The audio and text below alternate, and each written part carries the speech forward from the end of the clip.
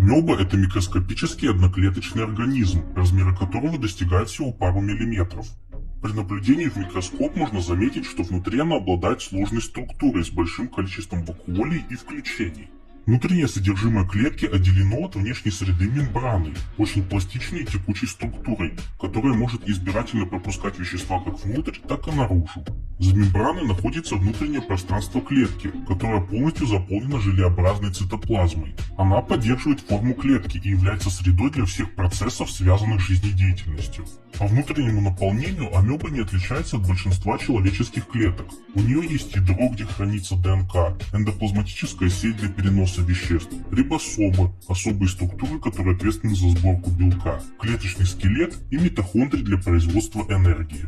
Также внутри амеб при наблюдении часто можно встретить большое количество одноклеточных водорослей и других одноклеточных, например, инфузорий, которые